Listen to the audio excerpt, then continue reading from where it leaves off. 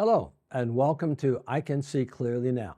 My name is T.R. Carr, the host for this podcast looking at issues facing local government.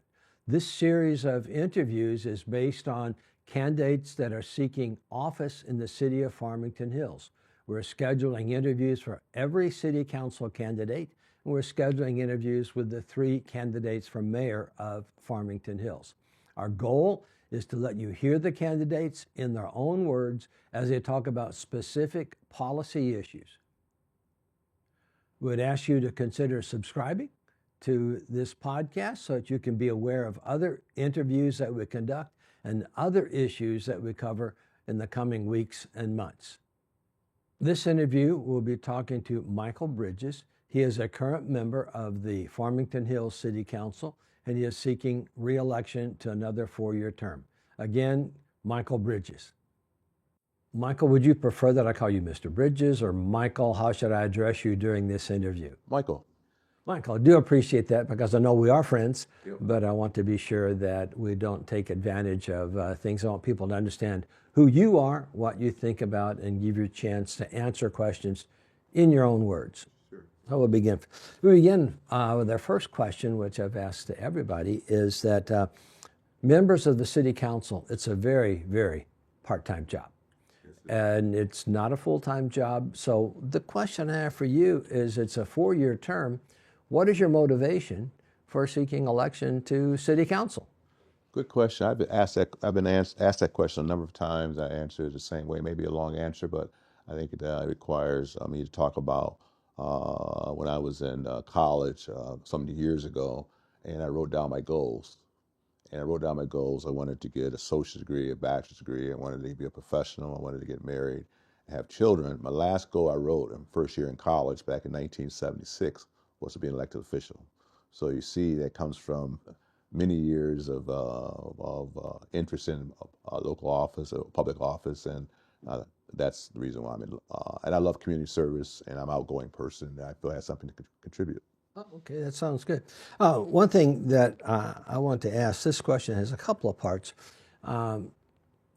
deals with campaign finance. We know that we can go to Oakland County and look up your name, but sometimes people don't do that.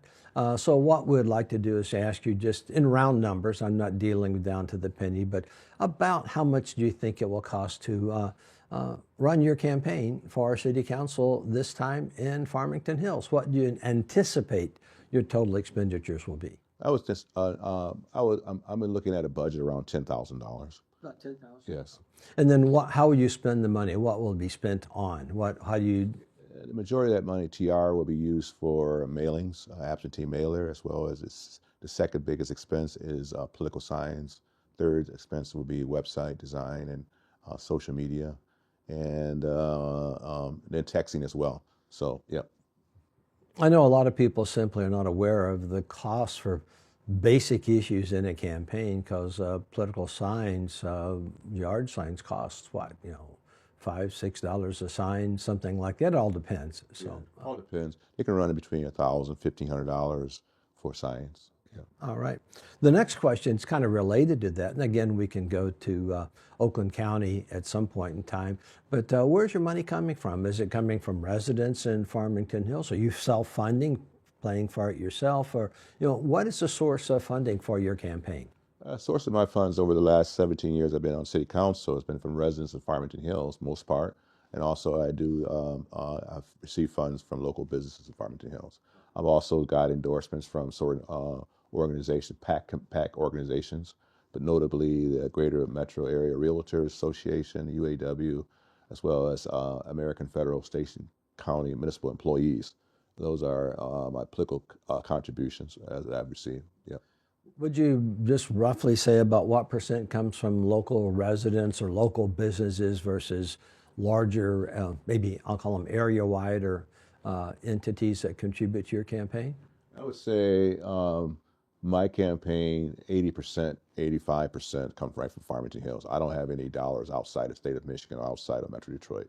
Okay. You've had a lengthy period of service on the City of Farmington Hills City Council. a question that people have asked me is saying, tell me about Michael Bridges. What has he accomplished? So I would ask you, what would just pick 3 or so accomplishments that you feel most proud of or maybe satisfied with in terms of your service on the city council? Yeah, I had a number of things, but 3 that come to mind that are more that I think it had an impact in the city, citywide. One was leading the charge to change how local roads are funded in our city. Prior to we having a citywide road millage for local roads, we had a very difficult system of a special assessment, and that was not yielding the results that we would like, which is to improve our roads. It was a slow process. It also pitted neighbor against neighbor, and I led the charge to put on the ballot a local road, citywide road millage. If I could just interrupt you, the public may not be aware of this special assessment district that existed in Farmington Hills. When we bought our house several years ago, we arrived at a purchase price. We were agreed. And then just before closing, because our roads in our subdivision had been rebuilt, the question of the special road assessment, and it was $20-something thousand. And who's going to pay that? Well, the seller didn't want to pay it. And so we had to pay it. And I believe what you're talking about was the city charter was changed to get rid of that special assessment? Exactly. The city charter was changed, and we put on the ballot a local road millage to fund local roads. And that has resulted in, first, we have over 300 miles of local roads in Farmington Hills that we're responsible for. And at that time, the roads were the PACER rating. This is the scale used nationally to evaluate roads in regards to their status. It's poor, fair, good roads. So we had about 90% of our road, 90% of our roads are in a poor position, fair or poor condition. And so the need was great. And the current system through special assessment was not cutting it in order to get what we needed to get done in regards to improving our roads. So now we're making substantial progress. Our PACER rating, again, the scale used to evaluate road conditions, have improved to a point where we got more roads coming into the good status and less in the poor status. Still have a ways to go because the cost of roads have increased significantly. When we passed the millage in 2000, I think it was 18, the cost for building a new asphalt or concrete road was $1 million. Now that same cost is around $2 million. And the millage brings in about $8 to $10 million. So we only can do a certain amount of roads per year. And when you look at, we have 300 miles of roads to cover. You see that we are a long way toward getting all of our roads done. But the fact is now we have a program in place, citywide road millage. We are improving in that area in regards to our local roads. It's vitally important for neighborhood stabilization as well as attracting new families to Farmington Hills. I know when that city charter amendment passed, it was voted on by the residents. Then I received a significant portion of my special assessment fund back, and I appreciated that. But it really was a hindrance to maintaining roads. Yes, it was. It was, and it was a system in place that was very slow in getting the roads improved, where we want them to be improved. And this new system puts everybody's road on a schedule based on their deterioration status. So all roads in Farmington Hills, local roads, neighborhood roads, will be reconstructed either with asphalt or concrete. And we will also make those enhancements to sewer, things that are necessary as well at the same time. So we're well on our way to having all our roads in our city to be brought up to a better status in regards to condition. That's our goal. And what is something else you said you had a couple of things? Oh yeah, I pushed hard to get body-wide police cameras for our police officers in Farmington Hills. I recognize the need for transparency and accountability. It helps the police in regards to protecting themselves, in regards to what they're doing in the field to help with lawsuits that may come our way to the city, but also gives the public ways to be involved in that process in regards to transparency, accountability. I'm very proud that I led the fight to bring those body-wide cameras to our police officers in Farmington Hills. Yes. Anything else that you're thinking of? Well, I've been a big stickler in regards to making sure our city will continue to be have a AAA bond rating, which is very important to the city's future. That's essential that we maintain a AAA bond rating in Farmington Hills, and I know that it is a major factor in people's and prospective residents and new businesses coming to Farmington Hills, having a city that's well known to be well run in regards to fiscally. And we've had that status with AAA bond rating for so many years. I've been part of the process to make that we maintain that. And it's my goal, if reelected, to make sure we have a AAA bond rating. In addition to that is making sure that we remain a safe city. That's critically important as well from the standpoint of attracting new families and new businesses to our community. So those are things I'm also very proud of as well. The city of Farmington Hills has contracted with a consultant from Atlanta, Georgia, to review special services. Yes. That's park and rec, and it also includes senior services. Yes, all of it. And they're looking at everything. One of the issues that emerged from that study, I've attended several of the seminars, is that the current senior building, the Caustic Center, needs to be replaced. Yes. The pool leaks, the building leaks. It has suffered from deferred maintenance. So the question that was posed or addressed by the consultant was, what do you do with the senior center? Do you build it at the 11 Mile, a new one? There was some discussion about building a facility at Oakland Community College, but that doesn't seem to be viable anymore. They're working to build a hockey arena, Yes. and that'll change the complexion of that campus here in Farmington Hills. And the third was to build something, a new annex at the Hawk. The Hawk is a 55-year-old building, and the consultant said it needed about $15 to $18 million of maintenance just on the current building, let alone adding new. You'd have to build a new pool. I think the report said a new pool, a new gymnasium and meeting rooms, things like that. So the question I have for you is, this has been on the agenda for years. 16 months, 18 months. Yeah. So what is your position? What do you think about ought to be what the city should consider doing in terms of maintaining senior services, or as you see it looking forward? That's a good question. That's probably the most pressing issue that the city council have to deal with after the election, is to decide the location of the new senior center building in Farmington Hills and how we will put together the necessary financial package to make that happen. I'm in full support of building at the new senior center at the existing campus, more closer to 11 Mile Road. I serve as the city council's liaison to the Area on Aging Commission. So I've become very eminently familiar with the needs and desires of the senior community. And again, that report you just referenced as well, I read that and I attended briefings on that as well. And we took a deep dive in that report, looking at all special services departments, including cultural affairs, senior center, the theater, and the Hawk, and looking at every aspect of that. And because we didn't have good data prior to this study in regards to the cost associated with that particular department, those particular entities within that department, and now we do. So we know what the cost aspects are for each of those areas and what the revenue situation is. And the recommendation is to, for example, is to hire a promoter, a marketer, to help us market the theater in Farmington Hills, to have more events there. It's our theater is one of the best theaters around the Metro Detroit. In fact, Farmington Hills was recognized by the Architectural Digest recently for being one of the top cities in the country to live at, primarily citing the fact that we are a well-run city, but also our cultural affairs in Farmington Hills. So this report generated some great information in regards to how we can generate more revenue and how we can reduce costs.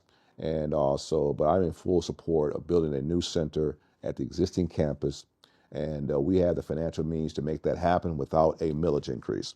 Farmington Hills, we will sell the building. My proposal is to sell the building to a developer, maybe acquire $3 to $4 million there. We want to receive a $4 million grant from the Oakland County Parks Recreation Millage. That's $7 million. In addition to that, we have a hefty fund balance. Farmington has a history of being a well-run city, so we have enough in our fund balance to draw on to help supplement that $7 million just talked about. And then we have a low debt expense. We have a AAA bond rating, which will allow us to go on the bond market to get bonds at a very low expense as well. All that together can help build a new senior center as well as finance the necessary repairs, the maintenance that you talked about at the Hawk. It's not $15 million. I think it's like $7 million at the Hawk that needs to be deferred. $5 to $7 million need to be deferred maintenance there. But that's my position. Build it at the same location, no tax increase, no millage increase, and build it right there. And I think that my financial outline approach toward building that is also, I think, a good way to start regarding financing that new building. Yes. I do appreciate the very in-depth answer that you've provided. One thing, kind of a sort of a follow-on question, the actual former powers of a city council member are somewhat limited. You are one vote among 7. Yes. Even the mayor only has one vote. Veto. The mayor does not veto. The mayor, cannot issue anything without the approval of the majority of the city council. So the question is, and this is always an interesting question, how will you work with other city council members to secure the policy preferences that you want to achieve looking forward? Because this is a 4-year term. This is not a short term. It's a long-term commitment. But what's your strategy for working with council members? Well, the strategy is to respect everybody's opinion first. Secondly, to listen to what other people's viewpoints are. Make sure you have your viewpoint, and then make sure you're open to disinformation in regards to that may change your opinion about things. So it requires listening. It requires, being skeptical, information being presented to you. Do your own research. It requires also having relationships where people know that you are a person of substance and that you will make decisions based on what's best for the community. So I think all those qualities helps a lot in building consensus. You're right, we operate on consensus. You need 4 votes to get anything done. And I've had a record of working with everybody on city council. I don't care what stripes they are in regards politically. I work with everybody for the betterment of the city, the Farmington Hills. That's my goal, is to make sure the Farmington Hills remain a safe city, a city that's well run, and that we are attractive to new families, new businesses. So you do that by, what just outlined to you. Yes.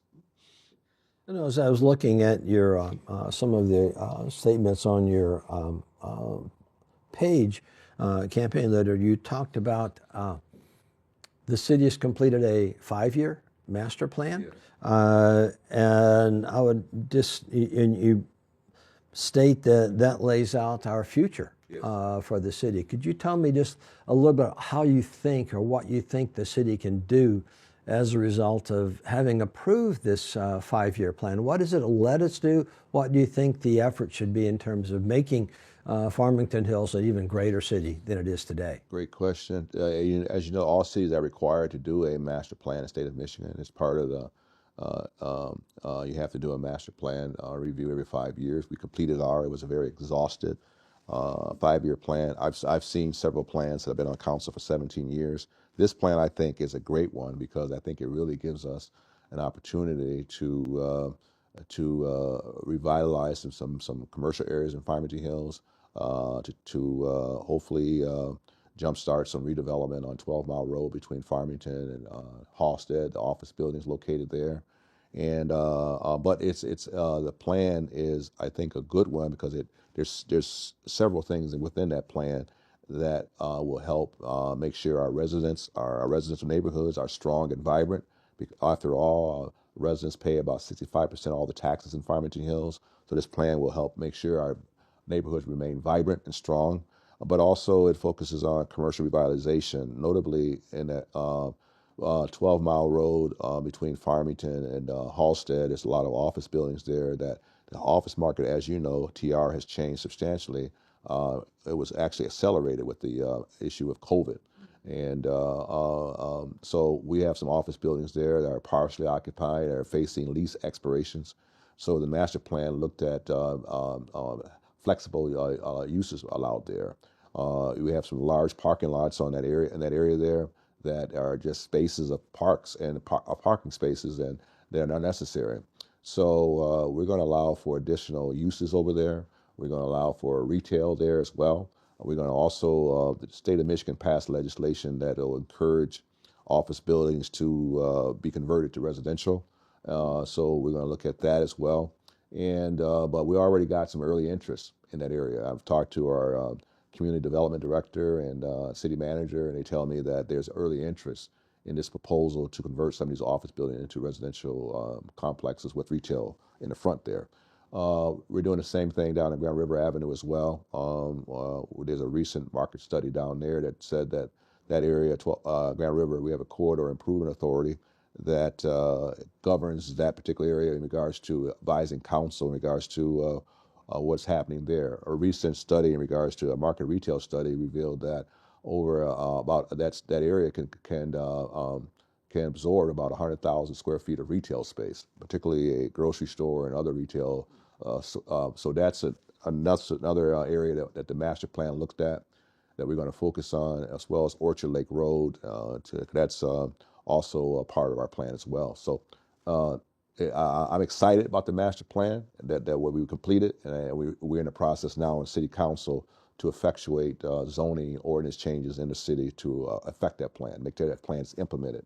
So we're in the process of doing that right now, going through recommendation from the Planning Commission and to look at what type of zoning change necessary in order to make that plan a reality in Farmington Hills. I know that the city also is home to some larger corporations. Yes. Bosch comes to mind. We have Nissan Engineering Campus. How would you see, what would be a strategy that Farmington Hills could use to retain some of those larger businesses? We have, Humanetics. They build all of the crash dummies.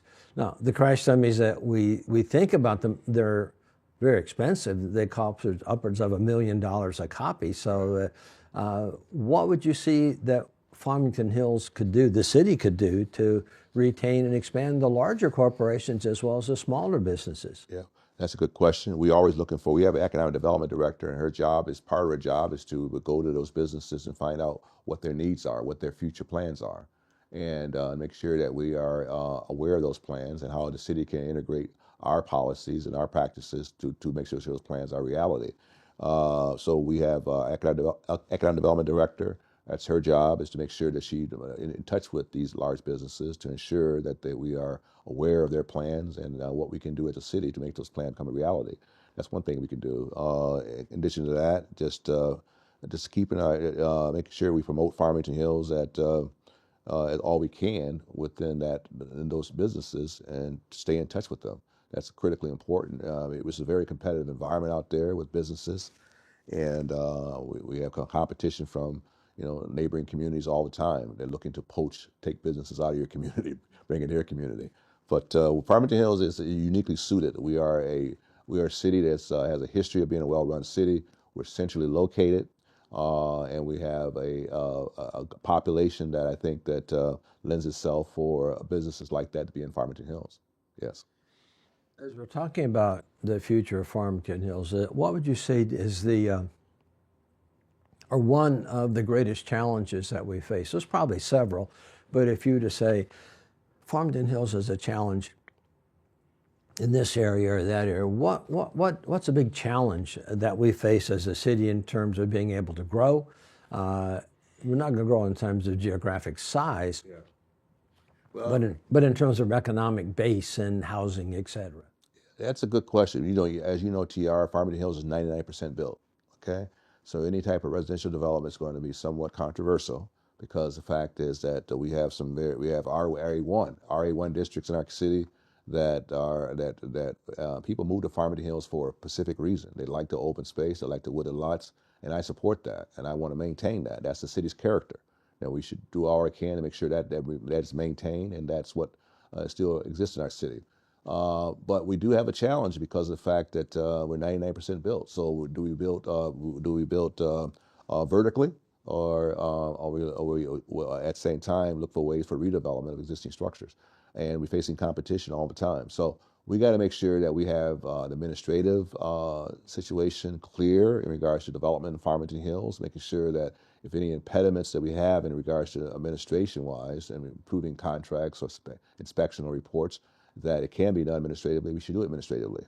At the same time, we got to be making sure we're telling our story at developmental conferences across the country, that we're trying to get more restaurants in Farmington Hills, which is a goal of mine as well. Bring more restaurants, more social gathering spots in Farmington Hills.